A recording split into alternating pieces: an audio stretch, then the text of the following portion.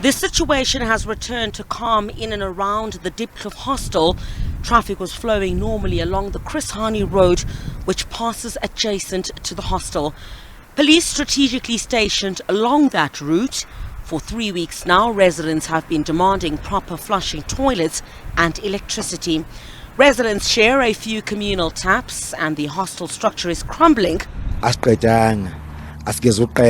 We are not done. We are far from it until we get what we want. We want the mayor and the MMC of housing to bring solutions to our problems of housing, water and electricity. Where do the millions go?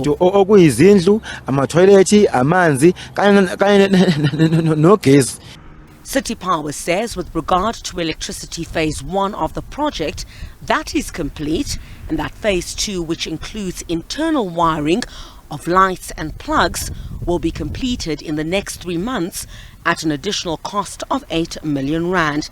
Community leaders were also informed every step of the way, and we will remind them of the scope of the work that still needs to be done and to be engaged further on the way forward. We are finalizing the SLA with the department with the view of completing this project at least in the next 3 months. Member of the Mayoral Committee of Public Safety, Dr. Mgcina Chwaku, was in the area to speak to residents. Let us round up everyone who's supposed to be here. Let's look for the budget, what happened to the budget here, what has been the historical background of the area. And then the city, we need to intervene ASAP. It's very bad. Vandalism all over, no electricity. Obvious people are going to, connect the electricity, in any other means, because they've been waiting for electricity for a very long time.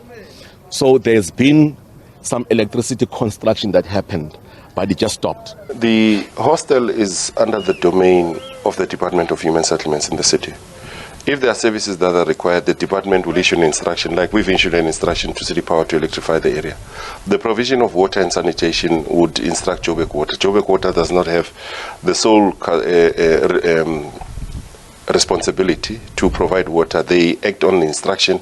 Because of they provide water, they are not in the process of managing the hostel. We manage the hostel, but you need to take into account that the hostel was built in the old apartheid era, and the situation is that the infrastructure in the space was not provided or is non-functional. And the department, together with the provincial department, have initiated a process to assess the bulk capacity within the 13 hostels that we have throughout the city to assist in ensuring that everybody gets access to services. Police will remain in the area to ensure calm persists.